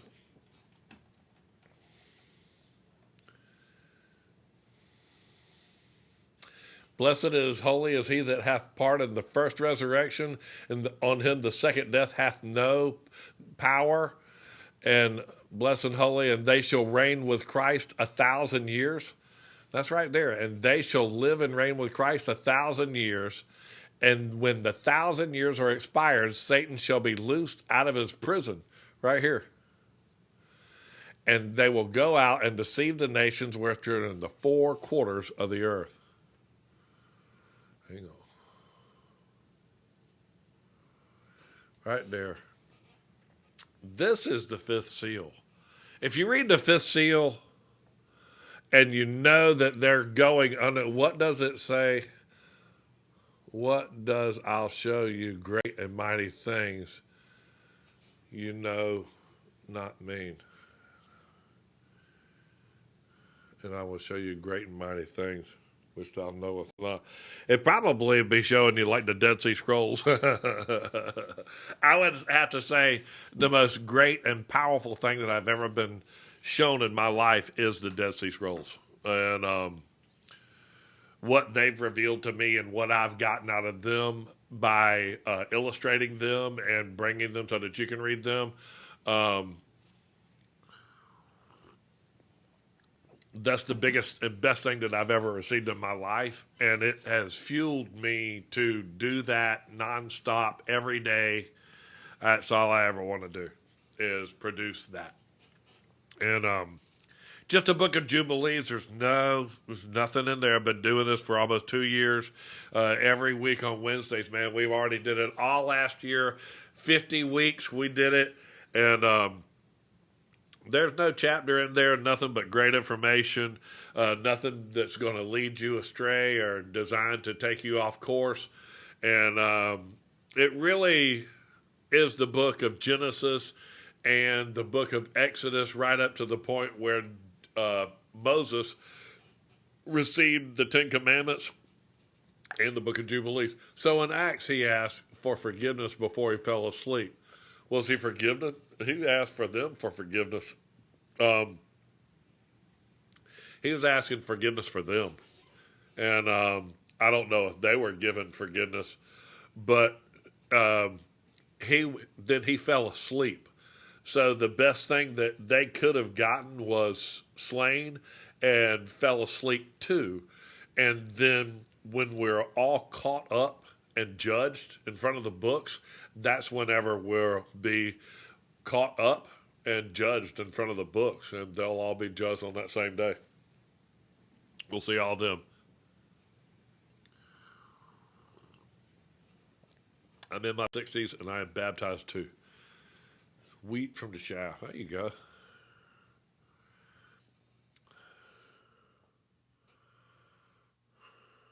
I did. I can get Jerry. You can come on here. What are you doing? Zen, you and Jay Burke? Did you mean to send that? Yeah, man. I always love to get somebody to talk. If I know who it is, man, you know what? These people get on there and they just. Let's go. In the little season. What if the little season in 3.5 years? What now? Then the little season is when Satan gets put back in, and then reincarcerated until the end of the second death. So I mean, I would say that his little season is pretty little. That's how Jesus Christ, he was only given 3.5 years. What do you think, Jay Berg? What's your position? How many little season questions do you have per live, you reckon? Why don't you guess? Because I don't even get to see the comments, man. I think maybe 12. I don't know. Oh my gosh. I would have to say, Jeezy, what's your number? $1 million. I get it all the time. Everybody just like, that's why I loaded up, man. I go ahead and go, all right, listen, ready. Why is everybody hung up on that all the time? Well, they think they're like going, this has got to be Satan's little season because of all the crap going on in the world. And I'm like going, there is a bunch of crap in the world. And Satan is not the only one with a butthole to crap with. The other demons have I love buttholes it. too. So they're all over the place, just crapping all over the place. And it's not just Satan. Oh man. Satan is not the only one. My wife's gonna run in here Yeah. and go, what in the heck are you doing? I'm going, listen, Satan, a poopy place all over the place. He does, I man. love it. He does legions. He's got legions of people pooping all over the place. But I'm sure they are.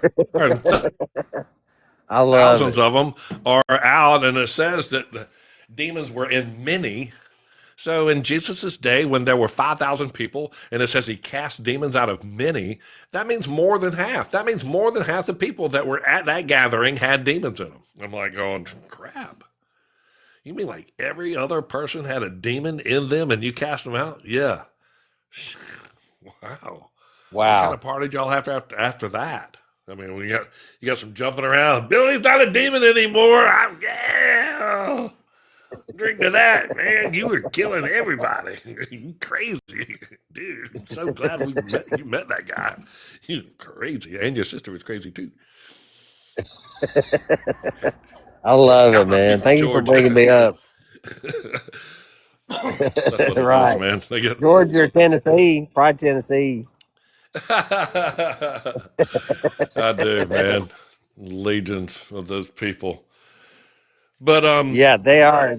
There's at least a legion of Satan's little season people that ask you that every live. well, I'm glad that every live I get them. What I do is get a lot of people, and they think the second one I get is pre-trib and post-trib.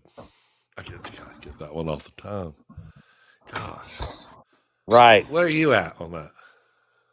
Where am I on that? Yeah, where are I you am with pre-trib? I am with trying to get myself and my flesh dead. I'm trying to kill my flesh. I don't care about that stuff. If I can kill my flesh and be in relationship with Jesus Christ and my family, then I'll be happy. I don't care what happens. I think that's the place we need to be at. We need to quit thinking about this, quit trying to figure this stuff out, just live for the Lord, give our hearts fully to Him, and let Him guide the way that we need to go.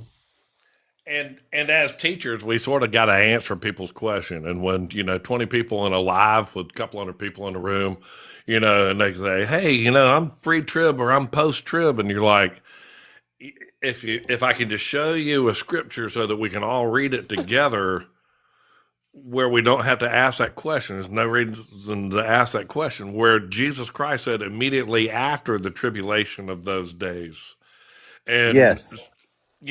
it's there. The answer is already said, but you're right. You're I think wanting we to need be to in we that need to first focus on our book. family and be in a relationship with Jesus, dude. That's the main thing. That's Be exactly in a right, because relationship with the Lord. you will be judged from the books, from your works that you do. And it Yeah. says right there in Revelations chapter 20, it says we will be judged in the books. And it's those people that are in that first book that are of their works, of the just people. That's what you need to be doing, man. You need to be in that first book of the just deeds of the people. And those are the people that will Absolutely. not have to watch the other people be destroyed, and they'll be granted immediately access into heaven. And I just think I that's mean, why is it such a thing though? I mean, why is it why do we need to be afraid? The Bible says to not be afraid. I Jesus says to guarantee you, not I'm be not afraid afraid whatsoever. I'm 365 times. looking So where's this forward come from? to Where's this that. pre and post trib I'm stuff watching. I come from? can't Does wait. it come from a place of fear? Can you hear me? I think people trying to understand what to look for. What are the signs? When are you going to blow the trumpet? When is this? And hey, listen, I'm just going to tell you what to look for. I'm going to teach you how to see the sword and it's in the Word. Yes. The Word is the sword, and it's something that anybody that can speak words can say. Okay, and that's what we need to know, and we just need to be able to love. We need to be able to teach our kids to love. Yes. That's it. I mean, The I Bible have to says to teach my keep our grandkids. What can I teach them to do? I can teach them to love thy neighbor. That's it. yes. And love God. And the Bible also says to keep our wicks trimmed and to keep our oil lamps full. Uh-huh. He also warned the virgins. The virgins need to look, they need to keep their lamps full. They need to keep their wicks trimmed. What does that I mean? get what Jaybird's saying. Like, why is everybody so hyper focused on Right. the little It's like, is that devices not a we're in and all distracted? these things? Is Why that not like, just focusing on talking to Jesus, reading the Bible, yeah, man. doing works in Him, and Yes. when you are in that position, like Hang on, where hang you're at, Jaybird, when we're Yes, that walking is where I'm God at. and Yes. we're reading His Bible and we're doing works in Him, you really aren't We're loving concerned each with other as anything the in church. government because you're over it. Right. Because the rest of the dead that Right. Greg keeps talking about is up in there. Right. You I stop worrying agree. about all the things around. I mean, I even have forgot about friendships. I'm focused on Yes. this. And if you're not here with Friendships. me, then that's Love. fine Right. because this is Let's where love I'm each aiming other. and where I'm going. And Right. if people did that, you wouldn't have so many questions about where we're at because I honestly don't understand a lot of things that Greg talks about, and I live with him. I don't understand a lot of things. People just have to understand sometimes we're not going to understand everything, but God will allow me to Right. understand what I need to understand, and He will let you Why do we understand what you need to understand because we are all not going Right. to understand what He understands because He's off the chain. And why do these people need to understand everything? Why do they need to understand everything? You Turn know, your why do volume you need back to up. understand You everything? listen to it. Is that He's wanting not to know why is everybody being needs to understand everything, and why do I you have to totally get always it. understand everything? Let's just focus on God, dive into Him. What happened to that? What happened to getting on your knees, crying out to Him with a repentant heart and saying, "Oh man, this wretched flesh that I am." What happened to that? Well, it's not what happened to that. Maybe that's what your call is, and that's what you're called Yes. to do. I was told to pick up the Dead Sea Scrolls and to spit this crap Yes. out as fast as I could, and to regurgitate these lessons and to read it and expose this to people. And Absolutely. that's literally what I was told to do. And I totally get you, saying, "Hey, man, you need to run down this road." And me and you both have two different roads to run down. And mine is, Yes. hey, listen, we've been reading a King James Version Bible for a long time. And I'm telling you that these Dead Sea Scrolls are all valuable documents. All scripture is God breathed and useful for teaching and correcting. And that this book of Jubilees right here is in the Dead Sea Scrolls. It is a legitimate book. And it is a very good lesson on how you should live your life and how you should live a Yes. calendar and how you should take every seventh day off and honor the Lord and rest in Him. And I'm that sorry. every Hey, I'm seventh sorry day, that. Hey, I want to say I'm sorry for coming off in a wrong way. I don't mean to come off in a wrong way. I just get passionate about this stuff. You know what I mean? oh no, it's not that I think that you in no way come off in a wrong way. I wouldn't have invited you on here. We don't have any difference of opinion whatsoever. It's just I know that what I do by reproducing the Dead Sea Scrolls and illustrating them, it's just has really caused me to understand them, and it causes me to be able to produce them, and I just I know what they say. And those dudes Yes. that were the preachers back in the day, they did not know. They still don't know. The dudes nowadays over there in Jerusalem over there, they have no idea what that stuff says. I love what you're doing. I love you and your family and your ministry. And I know I in no way want to minimize what y'all are doing because you have really made a difference in my life. bringing this stuff out into the open. But I think we can get hyper focused, like what Gigi was saying, on one little thing, and it's like all we can think about is pre-trib, post-trib, things like that. Instead of saying, "Hey, in a blink of an eye, we're going to be gone." Yeah. Are you ready to be gone in a blink of an eye? What Like do a you want to be twinkling of caught an eye. dead doing? Yes. What do you And want that's to be the thing. caught dead doing, man? Yes. Really, that's what I mean. That's what I think. You know, do I want Jesus to return while I'm doing this right now? Whatever you're doing, you need to say, "Hey, is this when you want Jesus to come back?" You're like, "Oh no, man, I'm grocery shopping or I'm doing something." You need to think, "Hey, the Lord can come back at any time, and you need to be doing something like in case He's coming back right now." You know, and that's the way I keep thinking all the time. It just makes me print and go. All I do is just print Bibles 100 miles an hour. You can't pin comments? My Gigi, she got off of her pinned comments. Oh, I love it. She'd come in here and she was giving me some pointers and what to say and all that stuff. But I certainly appreciate you and what you do and your dedication. Every day I get on and I see you every day, no matter if you're on vacation. Are you still on vacation? I'm still on vacation, man. I'm trying to get on and do some lives, but I've been trying to focus on my family, and my brother-in-law's here, and it just makes it a little challenging. That's why I'm like, how in the world do you do it while you're on your vacations? Well, if you know, it's not that much, man. I do Wednesday for 2 hours and Saturday for 2 hours. You're every day, and you know, I tell everybody, hey, listen, this is what I do. This is what I love doing, and then I do a couple of TikToks lead up to them, but I really just enjoy talking to people so much. You have to put up with the lighting and the microphones, and I Right, hate being away from my studio with my microphones. right, That kills me. right. Where are you, Jayberg? Where are you at? Thank you, Blessed Dad. We're down at Destin Beach, Florida. Yes, sir. That's We love it, man. Beautiful place. Floribama. Yes, sir. Yes, sir. That's why the rednecks go. That's mean to tell you, buddy. You got to talk like that to even order a drink in the bar, man. Guarantee I you. hear you. Guarantee you. Well, Guarantee.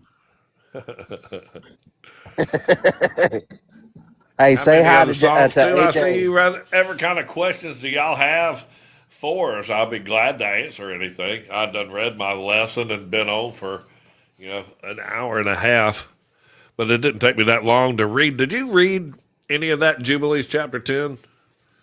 And what I had just read about how Satan had asked for a tenth of those people to stay, to do his bidding and all that stuff. Does that give some explanation as to what Canaan was and, where the giants were and all these evil people that were running and in the earth at the time that Moses sent out the spies? I mean, it gives reason to all of these bad things that still existed, like where the giants came from. And so many people go, after the flood, I thought the flood killed everything. No, it didn't kill them. It's just so hard because it's like cognitive dissonance with what we've learned our whole lives to hear the Book of Jubilees in such a clear and concise way. It's almost like an amplified version, and it's really shocking, I think, even to the church community. Wouldn't you agree? It is shocking to them, and to when they start reading where the giants? I thought that killed everything, and you're like going, no, man. I mean, when they sent the spies into the land, they made them look like grasshoppers, and it just not was ever that wasn't ever taught. We were never taught that. I wasn't ever taught that. The giants weren't something that we even talked about. And the Book of Giants is an amazing scroll. That's the other one that goes into that red book, the War Scroll. Oh, Gigi's saying while you're in the live, they can't pin comments for people that are asking questions while you're in it, is what it is. I see. That's because he Okay. can't pin his comment. Talk Let me about jump off here, man. Melchizedek. You gonna Thank check you out? for bringing me up. I'm going to check out and let you pin some comments, brother. I love you, man. That's Gigi who does all that stuff. I love you, man. Y'all keep it up. I certainly appreciate you, brother. All right. We'll see you soon. All right. All right, Bye-bye. Gigi, I think that I'll let you. Melchizedek, if y'all want to talk about him, I can do that. It's going to be,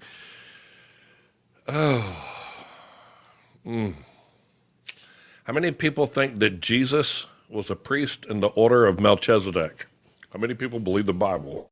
Because that says that.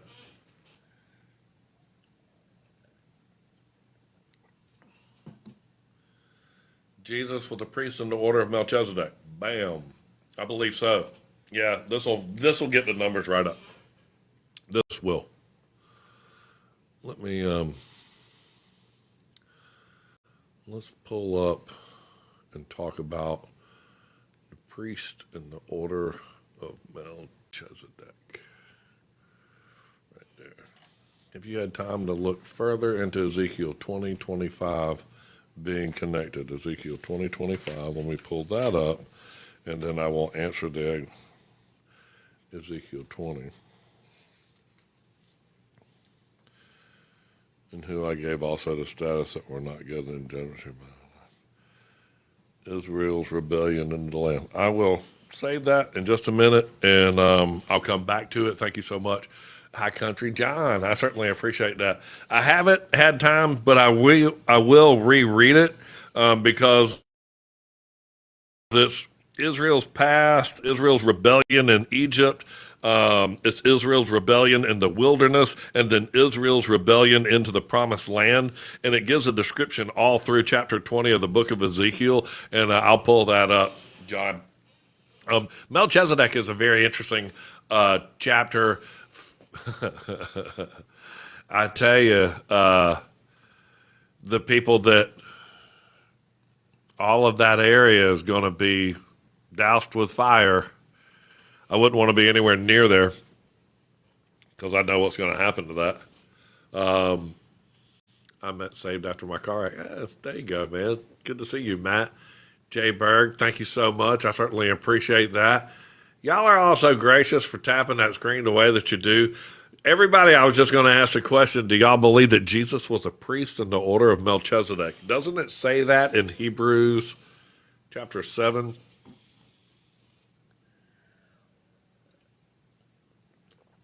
In the book of Hebrews? It does, doesn't it? It does. So it also says that Melchizedek is the dude that met Abraham in the way after he slaughtered the kings of Sodom and Gomorrah and all that. Melchizedek, that dude. So bro comes out with the bread and the wine thing. Jesus, bread and the wine thing. David goes up Mount Zion, bread and wine, perpetrating like a... I think Melchizedek is Jesus is the without father, without mother, without beginning of days, without end of days. I mean, that clearly describes God, Jesus, all of them. So, knowing that, knowing the bread and the wine, and that he is that, this is my body, just knowing his presence, King of Peace, where he was, right there when he met Abraham. Also, when the angel of the Lord stayed the hand of Abraham from slaying his son. I just got to think that that's Melchizedek. In that time, we would say Melchizedek, and then, 0 AD, it was Jesus. So, it is what it is. Jesus came as a Jew in that line of David so that he could talk to those dudes. Had he had not come as a Jew, man, they wouldn't even have listened to him preach or even recognize any of his miracles. They would have said that he was of the devil. But when he came and showed his lineage and where his father lineage and how they could trace his lineage, they let him teach in the temple. And it's all the stories of him teaching. They didn't just let anybody walk up there and teach. You had to have the credentials, and he had them. And they referred to him as rabbi and teacher, and he let him teach. And, to the point of that, he's flipping changing tables over and all that stuff.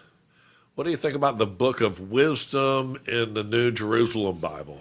I don't think the Book of Wisdom was in the Dead Sea Scrolls, so I really am not a big fan of Solomon's work. Anytime somebody, quotes me on David or Solomon or something like that, I'm like going, okay. And I just sort of, but that's me, man. That's just what I know about those two dudes. I'm not a big fan. You slay the lame and the blind, and you hate them with your soul. I think you suck, man. Yeah, you may have been one of the good guys, but whoever told you that, hey, I'm going to go live on top of the mountain of God? Really? Wow. Pimp daddy. You, the pimp daddy? Yeah. Well, okay. Up there? Yeah. And the temple, you're going to build that down there, 100 foot below you, so it'll be your footstool? Yeah. Wow. Mountain of God, Zion. You're going to live in a palace on top of the mountain of God. Yeah. You're going to slay the lame and the blind to get there? Yeah. Jesus healed the lame and the blind. First thing he did when he came right into the same city, right there. And it says, he that does not enter by the front gate, the same as a robber and a thief. I noticed that Jesus came through that gate right there, when he came in. And you snuck in through the fish gate. You snuck in through the gutter, and he that goes up through the gutter, he that does not enter by the front gate, the same as a robber and a thief. Just, I don't know. That's what I get out of reading the word.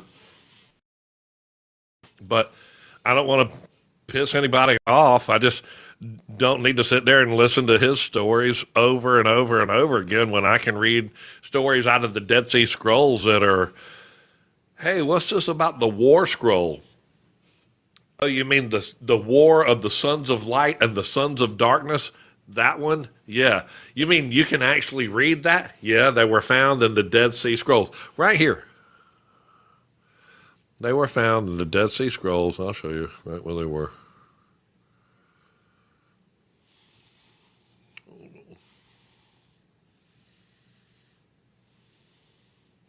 The Dead Sea Scrolls, these are the top 12 or so. Understand, those are like the 10 manuscripts of the 12 patriarchs of the minor prophets. So this is basically the Old Testament. And the only books that never made it into the Old Testament are Jubilees and Enoch 1. So basically this is the Old Testament. Enoch, War Scroll, the Book of Giants, the Melchizedek Scroll, these were just the ones that had the most manuscripts. There were just more whole manuscripts of these. The Melchizedek Scroll, the War Scroll, the Book of Giants, all of that were fragments and thousands of them. So they're totally existed. And all of the stuff that came out of Qumran and the Dead Sea Scrolls, some of the most scientifically verified documents. And that's why we put them right there in the codex that I make, is we put Jubilees and Enoch 1 because they were there. If you go to my dad's old Prince James Version Bible, it tells you real quick that the Apocrypha of the Old Testament, that Jubilees and Enoch should be enumerated amongst the Old Testament writings. So that's why I put them in there. And then in the Apocrypha of the New Testament, it tells you that the Gospel of Nicodemus, which is Christ's descent into the underworld, right there, that's why I put those books. There's Jubilees, there's Enoch, there's Nicodemus, that's Christ's descent into the underworld. Those 5 books are just amazing, and they make a whole separate thing. They're 2 inches thick, and that's the Codex. And that Apocrypha Bible is a totally separate work. It does not include that 2 inches of work. It is a whole separate thing of 5 inches by itself. So it's a completely separate thing. And that's what me and my son will monogram those big Bibles for you. We hand tie and bind each one of them. Those are the Apocrypha Bibles. That 2 inches, if you were to put that on top of that, it would be 7 inches. It'd weigh almost 17 pounds. So, anybody that gets one of those, we are going to put one of the T-shirts with it. I'll get your order. She'll walk in here and tell me, and then we're going to throw one of the mini books of Jubilees. But all of our stuff is put together and bound. You can see where it's hand tied right there, and that's just so that you won't tear it apart. You can see where the strings run through it. You'd have to rip the pages out of it. But anybody that gets one of the codexes or one of the Bibles, I'm going to throw in one of those mini books of Jubilees and a T-shirt. Gigi will get your size right there. Your finger tappies, thank you so much for the finger tapping. Man, we're about to hit 100,000, man. That is awesome. And I love my Wednesday night. Thank you so much for being a great moderator. Misty, I certainly appreciate you. The first verse of the chapter verifies it. Sure does. It sure does. The very first verse of the very first chapter of the book of Jubilees tells you, Yahweh said to Moshe, come up to me on the mountain, and I will give you 2 tables of the stone of the Torah and of the commandment which I have written, that you may teach them with. And that is on the very first page of the book of Jubilees right there.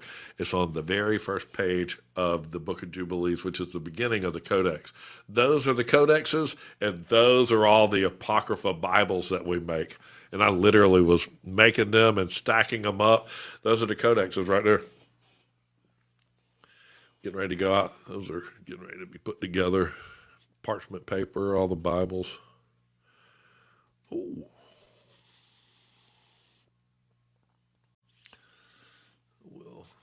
Why wasn't Jesus' father ever mentioned in the Bible as he was?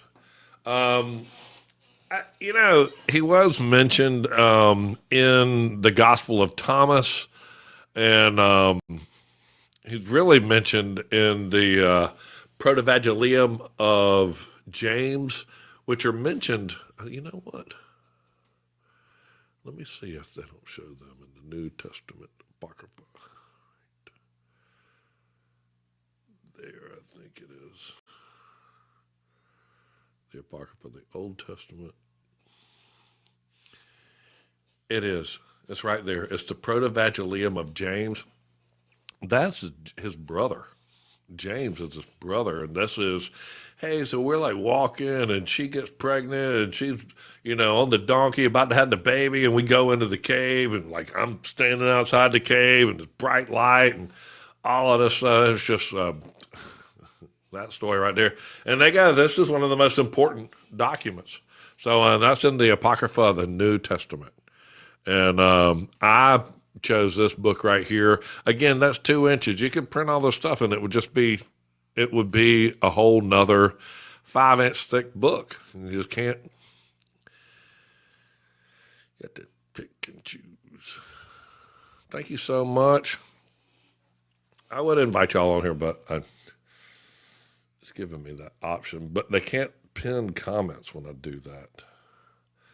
But I did appreciate that this chapter, this is where the sons of darkness convinced and pulled the sons of Noah away from the light and convinced them to build the Tower of Babel. So, once they got the 10% of them, they got to keep 1/10 of the demons. The next thing they did was convince them to build the Tower of Babel and try to get them back to heaven, and they just failed miserably at it. But if you ever heard, and we got probably a fresh crowd in here, how many people got taught that the Tower of Babel was blown over or toppled? How many people just, yes, I heard that the Tower of Babel was blown over or toppled. No, I didn't hear anything happen to it. Yes or no? Yes, blown over. We heard that I heard it was blown over. Yes, that it was toppled. Nothing happened to Okie Bug. That's okay. Yes, yes. No, I didn't hear anything about it. Either way. There you go.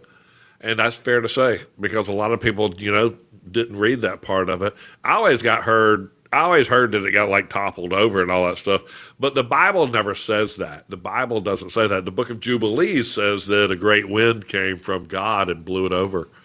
And that's where the story comes from. Hey, where is that little angel? Where's my little angel? Hamburger. Come here, little angel. Timbuktu. Hot dog, Dan. Hot dog. Hot dog. He's a good hot dog. He's a good boy. Dad, Mama said it's time for you to be. Which tower? Nimrod's or Nebuchadnezzar's? That tower right there is Nimrod's tower right there, but you can see Nimrod, and then Nebuchadnezzar he's going to be way over here. That's Nimrod's, and that is the Tower of Jupiter Belus. Tower of Babel or Temple of Jupiter Belus.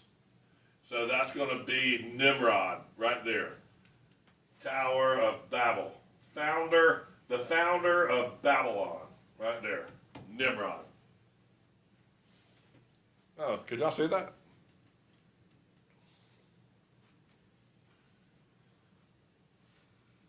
Nimrod is the founder of Babylon. Nimrod's tower. Come on. Come on. Oh, don't run on. Don't leave me. He's so good. What a Nimrod. He was a Nimrod. He was. Nimrod. We got 200,000. Dad, we did it. We did that. I'm going to kiss your neck and tell you I love you. He can go sit right there in my back. Cuddle my baby. He do. Yorkie Poo. He's a Yorkie Poo. He is. He likes to sit there right in the small of my back, in the back of my chair. He'll sit right there. Loves daddy. Sonia's Crass. Hey, cuddle with my baby. My understanding is yes, the original tower is Nimrod's, but Nebuchadnezzar came to restore it. He probably did. Probably did try to pick it up and do something with it. What year Nebuchadnezzar was? He was way. Yeah, he was like 500 BC. So Nebuchadnezzar was like 500 BC. Yeah. A couple thousand years after that. That's 2000 BC, 1500 years later. So yeah, after Abraham and Jacob and Isaac and all that crap, then somebody, Nebuchadnezzar, probably rebuilt, his little place. This is when they first messed up, though, right after the Great Flood. That would have been Nimrod. That is the Adam's map of time. Adam's map of time. Go to anywhere and just put in Adam's map of time. Pretty cool. You're welcome. It's 23 feet long. It is 23 feet long. I just got it pinned up, but it just goes on forever and ever. And just the information on it, super great. It sure is. Well, I certainly appreciate that. Thank you so much.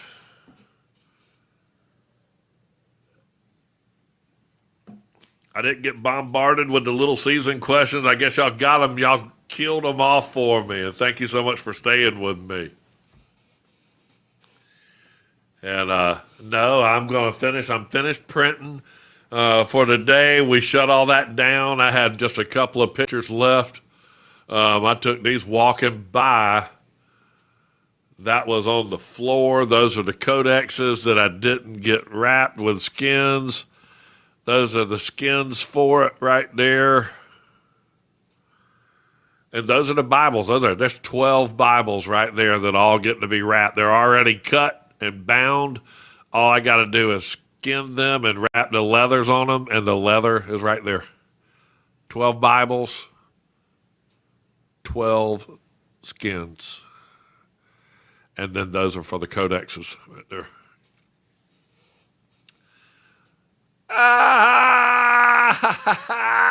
Bless Dad. I know you are. I knew as soon as I saw who it was, I was like going, let me see who that is. Thank you. Nice Bibles. Hey, nice Bibles. Oh, thank you. Thank you very much. I know. Let's keep my Bible right there. These are little Bibles.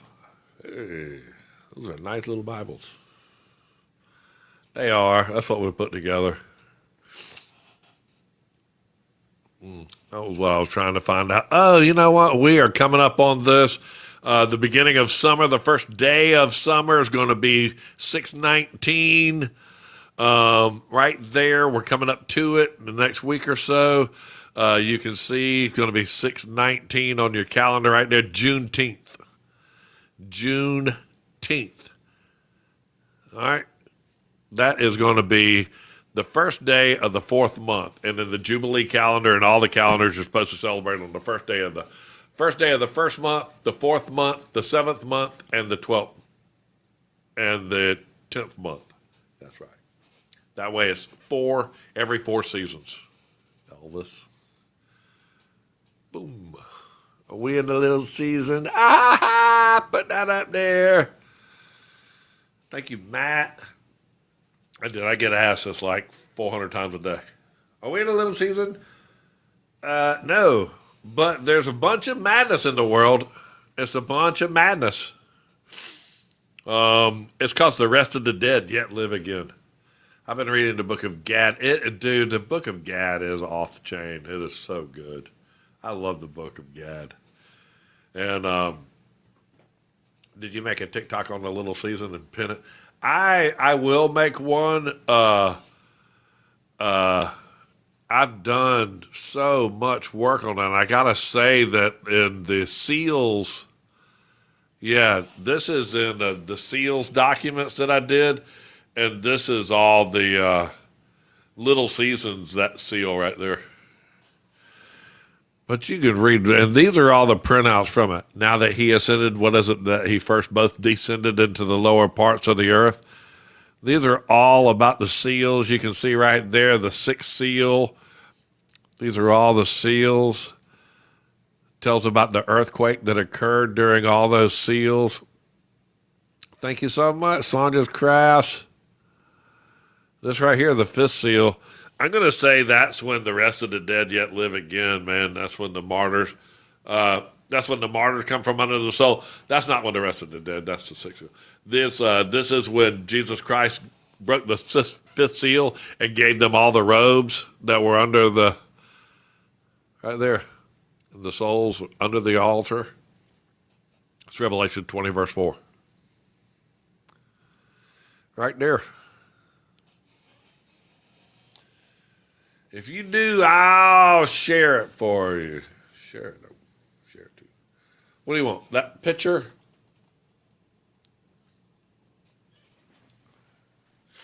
If you read anything about these seals, you can find out this is when Adam and Eve, this was first creation, they put a bow, go take dominion over the earth. That's about the watchers. That's about Abraham and the famines in the land. And all this is David. That's Jesus Christ. This is the rest of the dead yet live again. That's the seventh seal. This is 1,000-year period every 1,000 years. If you read about all this, you can read about this is the announcement of it. The trumpets are the announcements of that seal. And then the bowl is the bowl of wrath, the wrath that happens during that 1,000-year period. And you can read each one of those, and we're right there. I will. I'll make a TikTok about it. I will. I'll make another one. I will. I do it. Thank you so much for y'all joining me and joining me live on Wednesdays. I certainly appreciate it. It's my best day.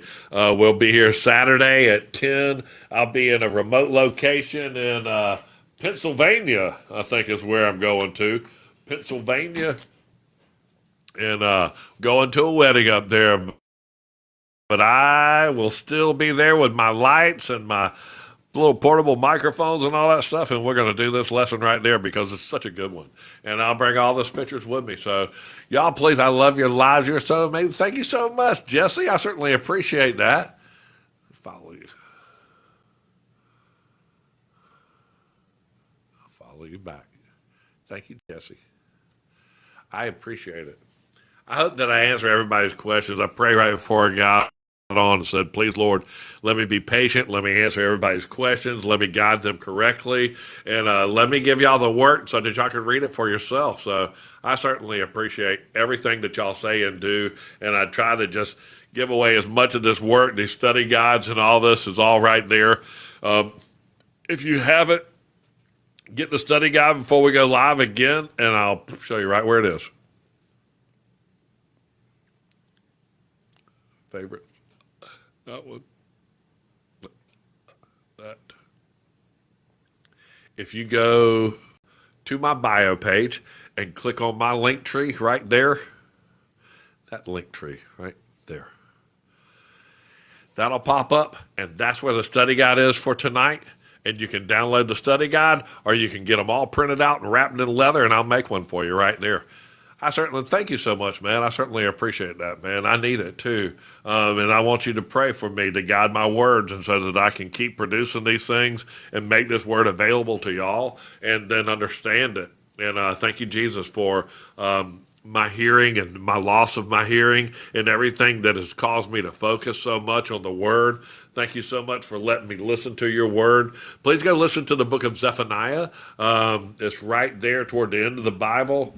My laptop died, but that's really good. I do hear.